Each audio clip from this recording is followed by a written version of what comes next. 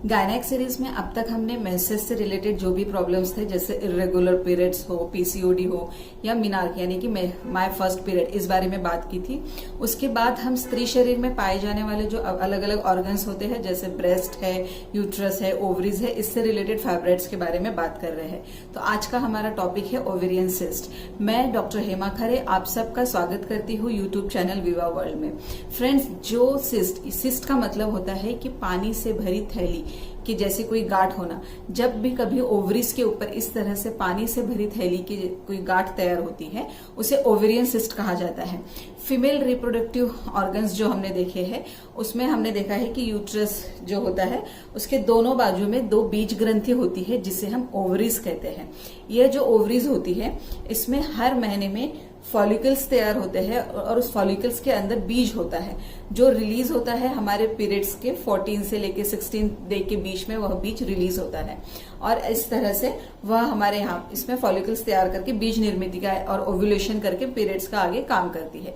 लेकिन कभी कभी अचानक से कुछ हार्मोनल डिस्टर्बेंस की वजह से इनमें सिस्ट फॉर्म होने लगती है।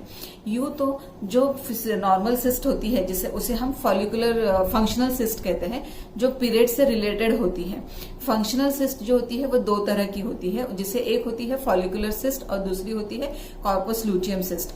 फॉलिकुलर सिस्ट मतलब कि जब इस ओवरीज में फॉलिकल्स बढ़ रहे होते हैं और जब उसमें से बीज रिलीज होता है, तो किसी किसी गर्ल्स में या महिलाओं में यह बीज रिलीज ही नहीं होता है और वो फॉलिकल बढ़ते ही रहता है।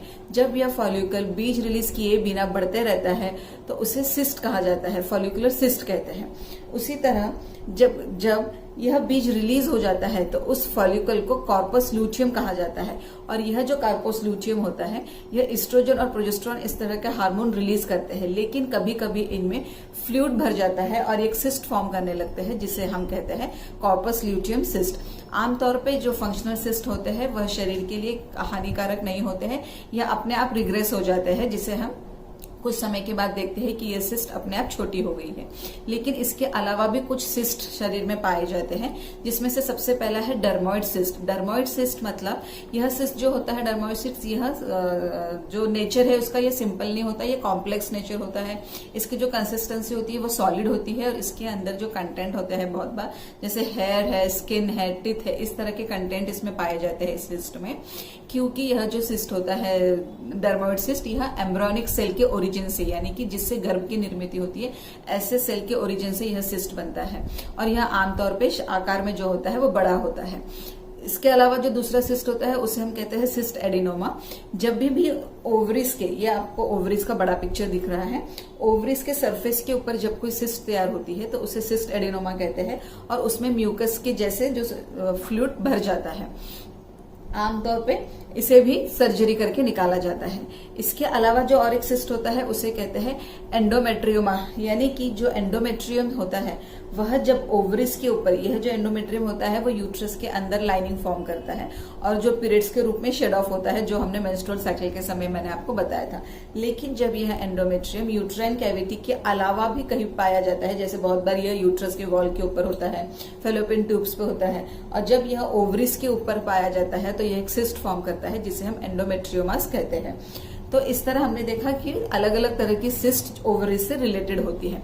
अगर हम इसके सिम्टम्स की बात करें तो बहुत बार तो यह हमें एक्सीडेंटली पता चलता है, यानी कि जब हम देखते हैं कि हमारे पीरियड्स रेगुलर नहीं है, इरेगुलर पीरियड्स आ रहे हैं, पीरियड्स मिस हो गए हैं और हम सोनोग्राफी करते हैं तो हम देखते हैं कि डॉक्टर हमें कहते हैं कि आपके ओवरीज में सिस्ट फॉर्म हो रही है।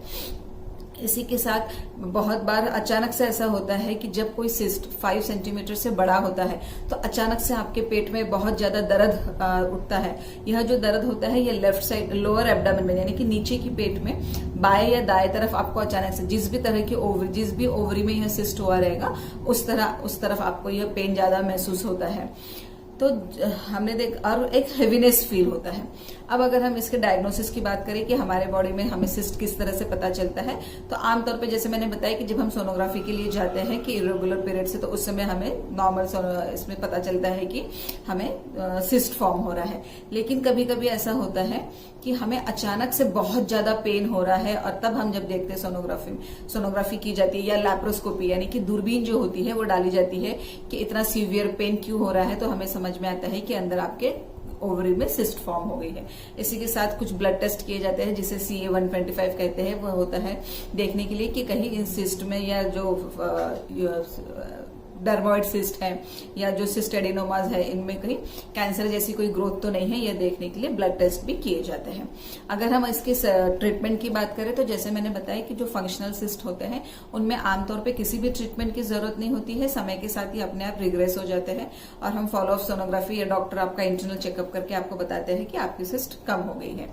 लेकिन और उसके बाद फिर हम आपको डॉक्टर कॉन्ट्रासेप्टिव पिल्स प्रिस्क्राइब करते हैं कि ताकि इसका रिकरेंस यानी कि बार बार आपको ये सिस्ट फॉर्मेशन ना हो, उसके लिए ओसी पिल्स दिए जाते हैं। लेकिन जो भी सिस्ट 5 सेंटीमीटर से बड़ी होती है यानी कि जिसका साइज काफी बड़ा हो गया है, ऐसे सिस्ट में हमें सर्जरी करनी पड़ती है। सर्जरी के 2 टाइप होते हैं कि सिर्फ एक होता है कि जिसमें सिर्फ सिस्ट को निकाला जाता है, जिसे हम सिस्टेक्टॉमी कहते हैं, कि जब भी ओवरी से लग के कोई सिस्ट हो, जो जैसे अटैच्ड कोई सिस्ट हो, तो उसमें ओवरीज को बिना डिस्टर्ब किए सिर्फ सिस्ट निकाला जाता है, तो उसे सिस्टेक्टॉमी कहते हैं। लेकिन बहुत बार ऐसा होता है कि कोई सिस्ट होता है जो ओवरीज से पूरा अटैच्ड होता है, ऐसे समय हमको ओवरीज भी निकालनी पड़ती है और उसे ओफरेक्टॉमी कहते हैं।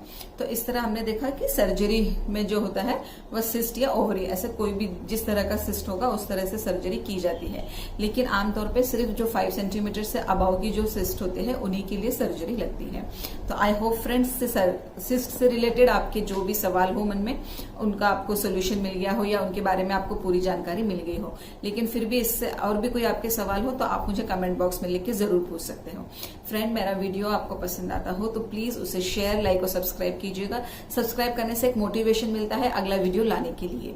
अगला वीडियो जो होगा हमारा वो gynaecological problems in adolescents, means girls में पाए जाने वाले जो गायनेकोलॉजिकल प्रॉब्लम्स होते हैं, जो आमतौर पे शाइनेस की वजह से या फियर की वजह से या अवेयरनेस न होने की वजह से, जिसके बारे में कोई बात ही नहीं करता है, और बाद में जब हमारा मैरिड लाइफ होता है उसमें हमारा देखते हैं कि उसकी वजह से काफी प्रॉब्लम्स आ रहे हैं।